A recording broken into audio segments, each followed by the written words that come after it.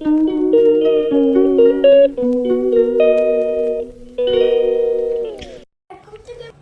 গরম, মেয়ে উঠে পড়েছে ঘুম থেকে, এখন 6:30 বাজে। আমরা বেরোবো শ্রীনগরের উদ্দেশ্যে, তাই রেডি হয়ে গেছি। আমরা বেরোচ্ছি। চলো মামাম চলো। এই যে বৈষ্ণব দেবীর যাত্রার লাঠিটা নিয়ে নিয়েছি সঙ্গে। এটা হচ্ছে হোটেলের ভেতরটা।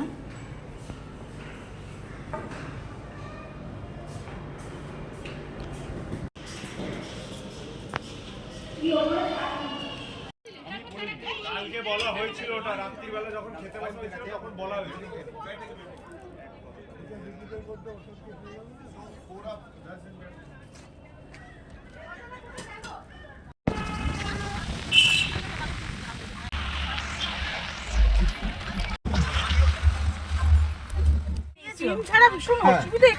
কিন্তু মেয়ের সঙ্গে কথা বলছি, কথা বলতে কেটে যাচ্ছে। তাই 10 বার কেটে গেল।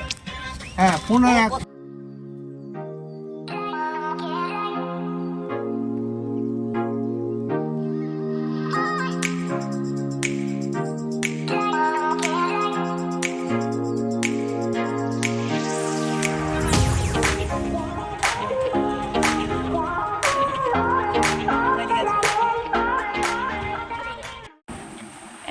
যাচ্ছি আমরা শ্রীনগরের উদ্দেশ্যে। এখন কখন পৌঁছাবো জানি না, এখনও পাহাড়ের নিচের দিকেই আছি, এখনও মাত্র 1 ঘন্টা মতন হলো এসে পৌঁছাচ্ছি। তো দেখা যাক।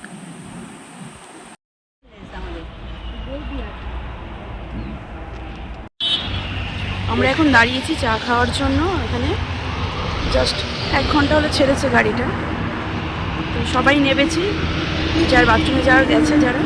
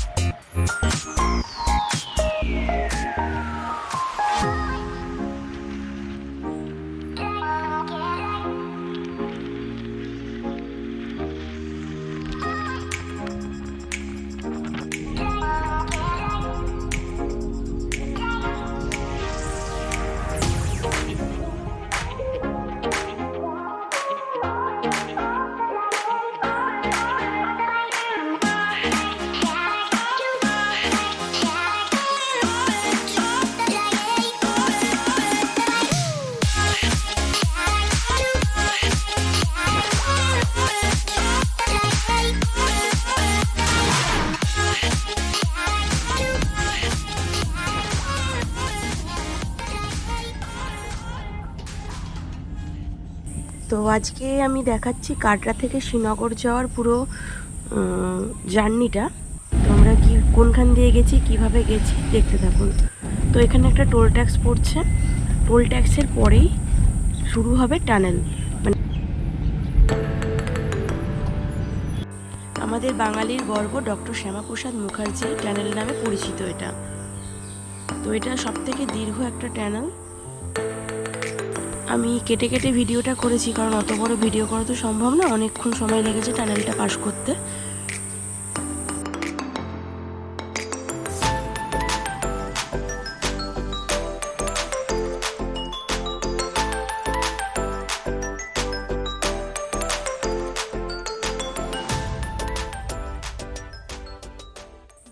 এটি একটি সম্পূর্ণ সমন্বিত টানেল নিয়ন্ত্রণ ব্যবস্থা সহ দেশের প্রথম টানেল, যার দৈর্ঘ্য 9.28 কিলোমিটার। এই টানেলটি জম্মু ও কাশ্মীরের মধ্যে 30 কিলোমিটারের দূরত্ব কমিয়ে দিয়েছে এবং সময় হিসাবে 2 ঘন্টা সময় এখন কম লাগে। এই টানেলটা শুরু হয় চেনানি থেকে এবং শেষ হয় রামবান জেলার নাসরিতে গিয়ে। তার জন্য এই টানেলটার নামও চেনানি নাসরি টানেল নামেও পরিচিত এই টানেলটা।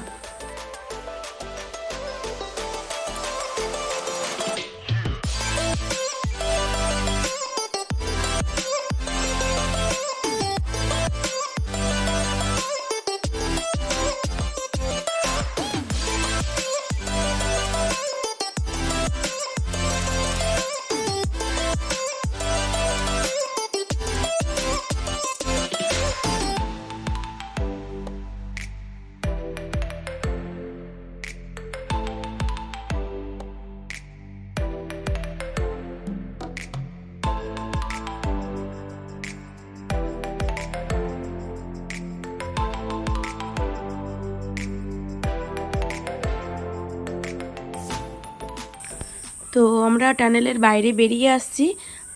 এরকম অনেক ছোট ছোট টানেলের মধ্যে দিয়ে আরও গেছি আমরা, প্রায় আরও 5-6টা তো হবেই।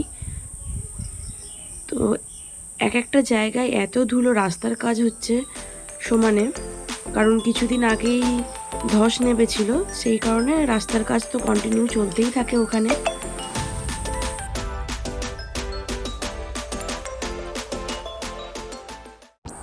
এখন সামনেই আমরা বরফ দেখতে পেয়েছি, বরফের পাহাড়। তো এখনও পৌঁছাতে বহু দেরি, এখনও 3-4 ঘন্টা সময় লাগবে। তো যেটুকুনি তথ্য আপনাদেরকে দিয়েছি আশা করছি কাজে লেগেছে। এরকমই সঙ্গে থাকবেন। ভিডিওটা ভালো লাগলে অবশ্যই লাইক করবেন, সাবস্ক্রাইব করবেন, আর কমেন্টস করতে কিন্তু একদম ভুলবেন না। আর আপনারা কে কে কাশ্মীরে ঘুরতে গেছেন অবশ্যই কমেন্টসে আমাকে জানাবেন। আমার তো ইচ্ছা আছে পরের বছর আবার যাওয়ার, দেখা যাক কতদূর হয়।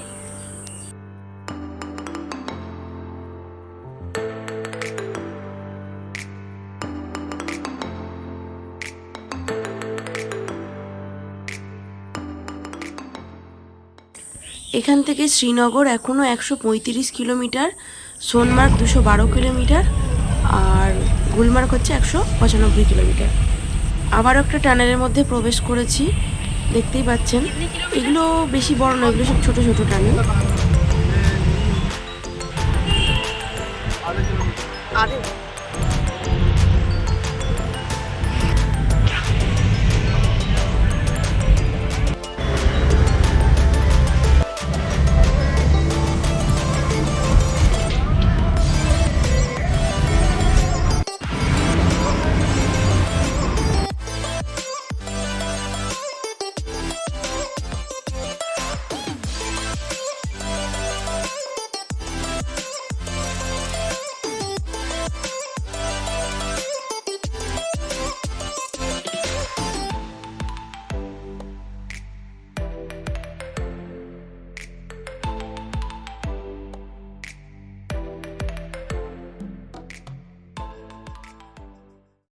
এখানে এত জ্যাম ছিল আর মিলিটারিগুলো সব দাঁড়িয়েছিল দেখে মেয়ে হাত মেলাচ্ছে, উনিও নিজের থেকে আসলেন হাতটা মেলাতে। তো ওনারা লোকজন খুব ভালোবাসে, খুব পছন্দ করে, কেউ যদি কথা বলে তো নিজেরাই এসে হ্যান্ডশেক করে।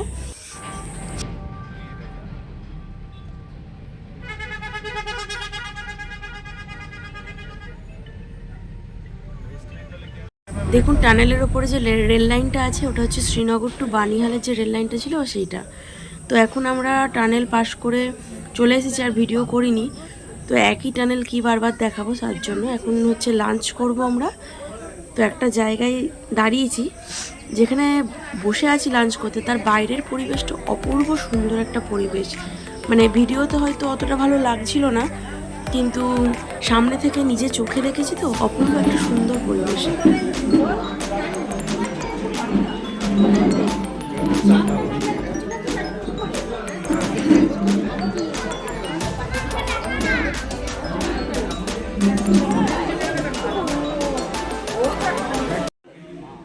আমরা এখন বানিহালে এসেছি, বানিহালে নেবে একটা ধাবার মধ্যে খাওয়া দাওয়া করবো, তারপরে খাওয়া দাওয়া হয়ে গেলে জার্নি করে করে মুখ চোখের অবস্থা পুরো খারাপ, পুরো বসে গেছে চোখ মুখ।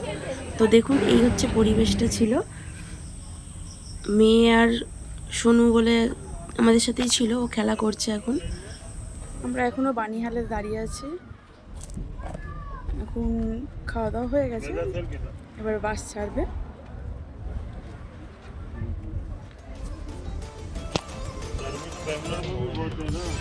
এরকম পরিবেশটা।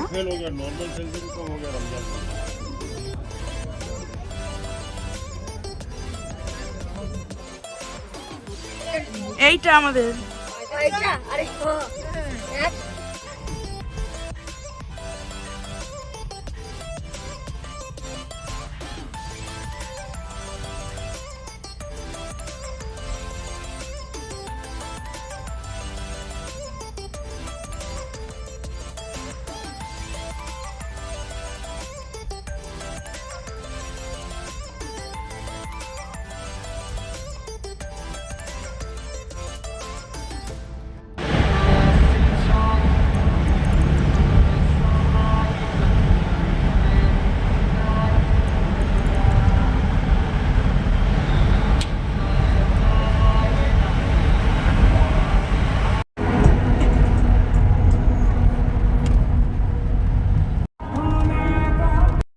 তো আমার বাঁ সাইডেই বরফের পাহাড় দেখা গিয়েছে। এত সুন্দর অপূর্ব দৃশ্য, মানে বলে বোঝানো যাবে না, হয়তো ক্যামেরাতে এতটা সুন্দর লাগছে না। আর এখানে তো প্রচুর প্রচুর সর্ষের ক্ষেত, মানে কাশ্মীরে যেটা দেখলাম চাষের মধ্যে সর্ষে ক্ষেতটাই বেশি, সর্ষের চাষটাই বেশি হয় এখানে। তো এত সুন্দর লাগছিল, মনে হচ্ছিল নেমে কিছু পিকচার তুলি। আর আর এখানে দেখুন টোটালটাই হচ্ছে ব্যাট তৈরি হয় এখানে। প্রত্যেকটা বাড়ির সামনে দোকান আর কারখানা আছে ব্যাট তৈরি। এগুলো হচ্ছে উইলো কাঠের দিয়ে তৈরি হয় এই ব্যাটগুলো, যেগুলো হচ্ছে রিয়েল যে ব্যাটগুলো খেলোয়াড়রা সেই ব্যাট তৈরি হয়। তো খুবই সুন্দর লাগছিল দৃশ্যগুলো, দেখতে দেখতে যাচ্ছিলাম। আর রাস্তাগুলো ছিল প্রচণ্ড পরিষ্কার, এখানে কিচ্ছু ফেলা যাবে না, ফেলার নিয়ম নেই, তাহলেই ফাইন করবে। তো প্রচণ্ড সুন্দর লাগছিল, বাড়িঘরগুলো খুব সুন্দর দেখতে লাগছিল। দেখতেই তো পাচ্ছেন যে রাস্তাটা কিভাবে পরিষ্কার রেখেছে। তো পুলওয়ামা হামলা যেখানে হয়েছিল সেখানটাও আপনারা দেখতে পাবেন। আপনাদের চারিদিকটা দেখাচ্ছি, দেখুন এখন ডান সাইডে হচ্ছে বরফের পাহাড়টা দেখা যাচ্ছে। আর ড্রাইভার যে দেখাচ্ছে ওখানটা, সেটা হচ্ছে চেরি বাগান, চেরি আছে কেশর আছে, ওখানটাতে হচ্ছে পুরো চাষ হয়। দেখতে পাচ্ছেন হয়তো ছোট ছোট যে গাছের চারাগুলো আছে সেইগুলো। আপনারা নিশ্চয়ই পুলওয়ামা হামলার নাম শুনেছেন, এটা হচ্ছে সেই জায়গা। কিন্তু হামলাটা যেখানে হয়েছিল এখান থেকে বাঁ দিকে বেঁকে 10 কিলোমিটার ভেতরে আরও যেতে হয়, সেখানে হচ্ছে হামলাটা হয়েছিল। আমরা প্রায় চলে এসেছি এখন। তো এই যে হোটেলের মধ্যে প্রবেশ করে গেছি, প্রথমে আসতে আমার এই গাছটা আগে চোখে পড়েছে। তো এত সুন্দর ফুলটা আর ফুলের কালারগুলো যে মানে বলে বোঝানোর মতন নয়। আপনারাও দেখতে পাচ্ছেন, কমেন্টস করে অবশ্যই জানাবেন যে কেমন লেগেছে এই গাছটা। আর আমার ভিডিও যদি ভালো লেগে থাকে অবশ্যই আপনারা লাইক করবেন, শেয়ার করবেন এবং সাবস্ক্রাইব করতে কিন্তু একদম ভুলবেন না। এটা হচ্ছে হোটেলের রুম আমাদের ছিল। হোটেলটার নাম ছিল দি সানশাইন, নিউ সানশাইন। তা মোটামুটি খারাপ ছিল না, ভালোই ছিল। একটা বসার জায়গা ছিল, একটা আলমিরা আছে, একটা ড্রেসিং টেবিল আছে, একটা টি টেবিল আছে, সেখানে দুটো গ্লাস রাখা আছে। এর ওপরে আছে একটা স্মার্ট টিভি, আর আছে বেড টেবিল আছে, মিররটাও পরিষ্কার ছিল। তো এই হচ্ছে রুমের কন্ডিশন। কিন্তু একটাই প্রবলেম ছিল, রুমের পাশেই হচ্ছে মসজিদ ছিল, মানে বলতে নেই সবই দেবতা, সবই ভগবান, কিন্তু আজানের জন্য একটু ঘুম হচ্ছিল না রাত্রিবেলা। তো এটা হচ্ছে প্রবলেমটা হচ্ছিল। একদম পাশেই দেখতে পাচ্ছেন, দেখাচ্ছি ওইটাই। তো মোটামুটি নট আউটলি ভালো ছিল। এটা হচ্ছে একটা স্কুল। দুঃখের বিষয়ে জানলাটা আমি খুলতে পারছিলাম না, জানলাটা বাঁধা ছিল, কারণ জানলাটা খুললে পুরো ফাঁকা একদম।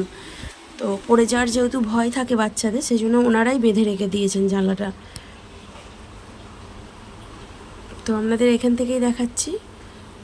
এই হচ্ছে বাথরুমটা। বাথরুমটা পুরো পরিষ্কার, একদম নিট অ্যান্ড ক্লিন ছিল, আর অনেকটা বড় ছিল বাথরুমটা।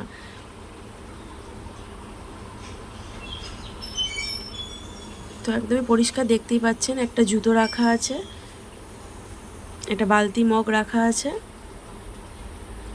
টিস্যুও রাখা আছে সাথে। তো ভালো ছিল, খুব সুন্দর ছিল। এখানে দুটো টাওয়াল দিয়েছে, আর এর মধ্যে আছে দুটো সোপ, দুটো শ্যাম্পু, আর দুটো তেল।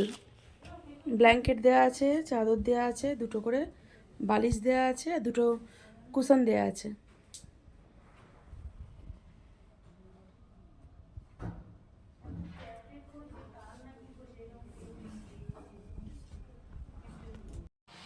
এখন বাজে সন্ধ্যে 6:30। আমরা শ্রীনগরে আছি। তো বাইরের ওয়েদারটা আপনাদের দেখাবো। এই হচ্ছে বাইরের পরিবেশ। কেউ বলবে এটা 6:30 বাজে, আমাদের ওখানে মোটামুটি অন্ধকার হতে শুরু করে দেয়। আর শীতকাল হলে তো পুরোই অন্ধকার, এখন মোটামুটি আলো থাকে। আমি আপনাদের আরও একটু পরেও দেখাবো 7টার সময় ওয়েদারটা কেমন থাকে। যতদূর মনে হচ্ছে আমার, ওইখানে কোনো স্টেডিয়াম কিছু আছে, লাইটগুলো দেখে তাই মনে হচ্ছে। এখন সন্ধ্যে 7:15 বাজে। এই হচ্ছে আকাশ, এই ওয়েদার, এখনো আলো আছে প্রায়। তো আজকের ভিডিওটা আর বেশি বড় করছি না, আপাতত এখানেই শেষ করছি ভিডিওটা। যদি আপনাদের ভালো লেগে থাকে অবশ্যই চ্যানেলটি সাবস্ক্রাইব করবেন, লাইক করবেন, শেয়ার করবেন, আর কমেন্টস করতে কিন্তু একদম ভুলবেন না। খুব ভালো থাকবেন, সুস্থ থাকবেন এবং সবাইকে ভালো রাখবেন।